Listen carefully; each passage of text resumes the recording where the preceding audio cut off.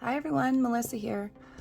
Today I am going to simplify, go back to kind of like a technical type video, and I've had a lot of people ask me about filing and to go into a little bit more detail about filing. So I figured I could do a kind of a do's and don'ts of filing dip powder.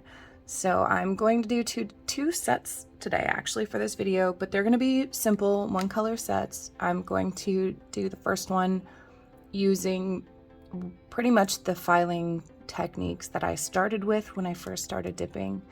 And then I will pop those off and I will do a second set using some of the filing techniques that I've adopted over the past couple years to the process that I use now for filing, and then we'll show the difference.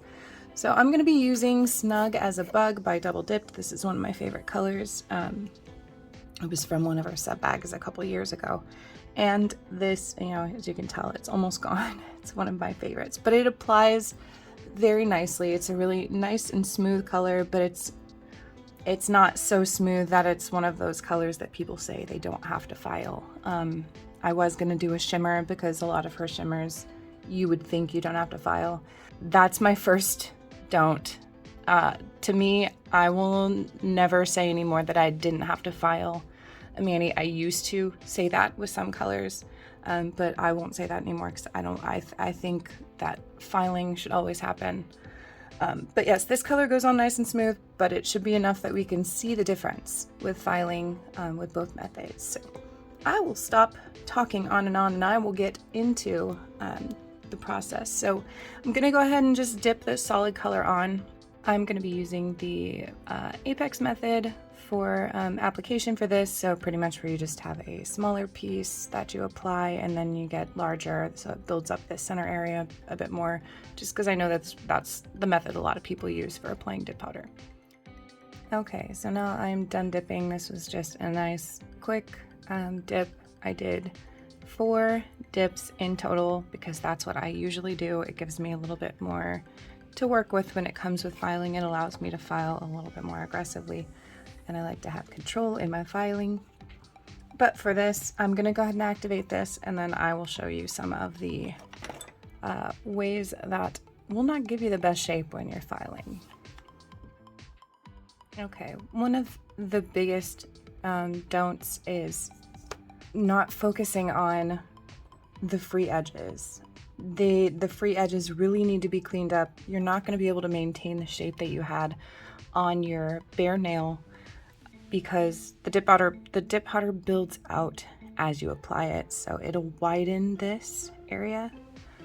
It'll make that stick out. You may have some lumpiness, and we can just go over that gently because that's what I used to do. I used to go over it gently. I was afraid to go too far with it because I thought that I needed it to overlap my nail. I thought that I needed all the dip powder to cap the end of my nail, and that's not the case. Only the top coat really needs to cap the nail. So I would just very carefully clean that up a little bit and maybe clean up the free edges here a little bit just so it looked kind of clean. Get rid of any lumps. But other than that, I didn't focus heavily on cleaning up that area. The other main thing is filing the nail flat. Just filing everything completely smooth flat. So get your file and just start filing down. I'm just gonna start filing everything to get out lumps and bumps.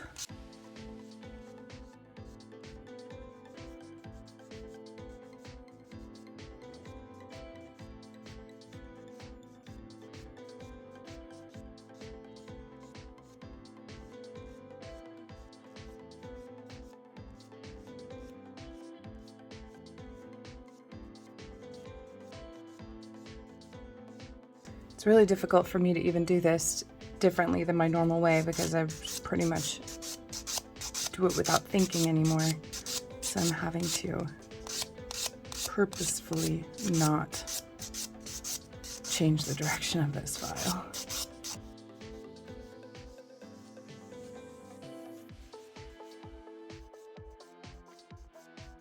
Okay, so I mean, this gets the nail smooth, it gets the dip powder nice and smooth, but it's not helping you build the curve of the nail. It's not helping you keep that apex. It's actually filing the apex down. You're filing that apex down when you're just filing the nail flat, and you're flattening out the shape of the nail. So you don't have that nice shape anymore. So even though we built the apex with the dip powder, we're still getting rid of it with the filing.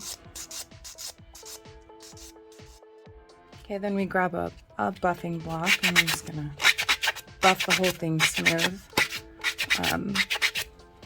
I know there was a point where a buffer was all I used. I didn't use a file at all, I only buffed, which really doesn't smooth the nail out at all. Okay, so now we have them cleaned up and filed. I'm gonna go ahead and activate and top coat these so we can see what the finished product looks like. Okay, and here's the finished result with that filing method. Now, it doesn't look horrible, no. It absolutely doesn't look terrible. And keep in mind also, this is just the way that I started doing filing, the way that I used to do it. So a lot of people might have other little things that they include in there, other techniques that they have. This is just the mistakes that I used to make. And you can kind of see on the side here, we've got a little bit of like lumpiness going on there. The shapes have definitely squared out a bit. It's not the same kind of tapered look. We've got kind of rounded edges. The shape's just not super clean, which is easy to fix with filing. So now I am going to pop these off. I have peel base on. Pop these off, and then I'll start over again, the same color, and then I'll go over the filing methods that I use.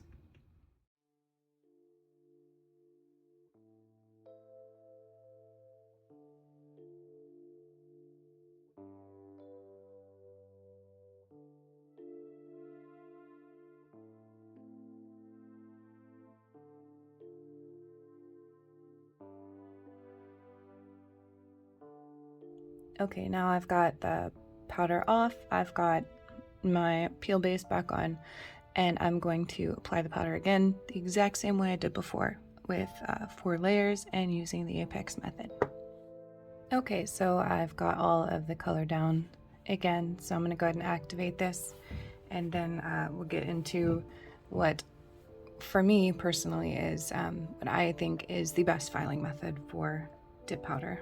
Okay, so as I said before, to me the most important part is getting the sides and the free edges and cleaning those up to bring it back to the shape of your natural nail. Otherwise, the powder does build out. It starts to build outward from where your natural nail is, and you start to get a little bit thicker and wider, and you lose your shape.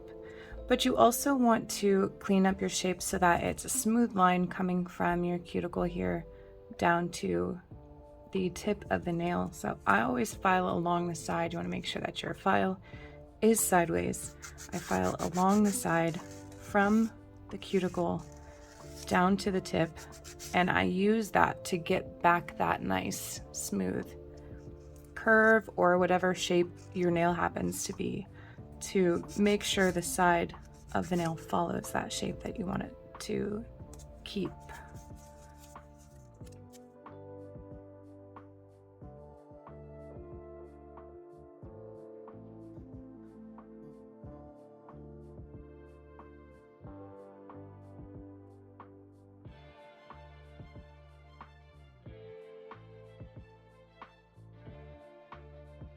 This will also remove any like lumpiness or anything else that is on the side edges right there, and smooth that out. And also go along the tip, get that nice and flat, if your shape has a flat tip, that is. And then also right around the cuticle, and I do this at an angle so that it helps to maintain that apex shape on the nail. That will also clean up any lumps or bumps on the cuticle line.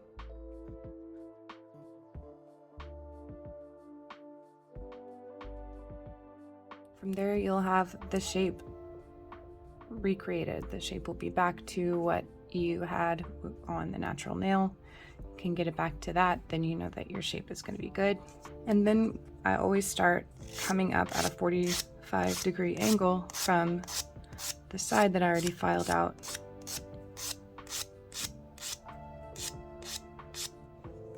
Do that on both sides.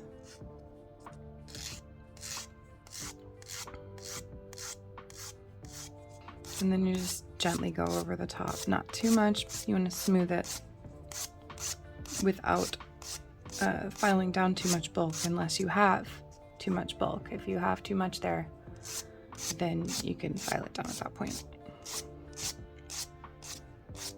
And then I always file right along the top part of the tip right here, just to make sure that that's not thick. That'll thin that out a little and smooth it. And it gives that nice, sharp, clean shape. Okay, I'm gonna keep doing that with the rest of these.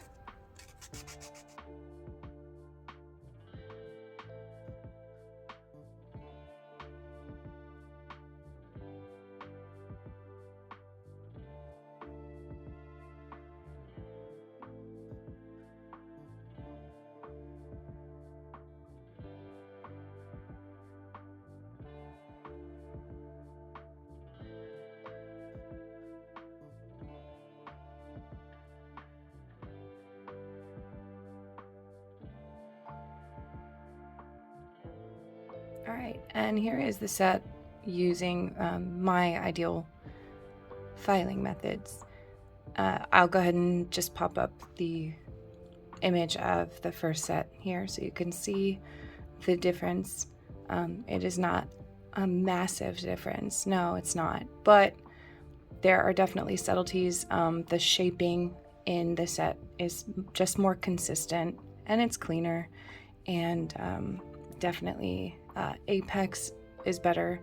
So there are definitely benefits to taking your time and filing the right way to really maintain that pre-dip shape that you're trying to get, the shape from your natural nail. Anyway, I hope this video is helpful to somebody, to some people.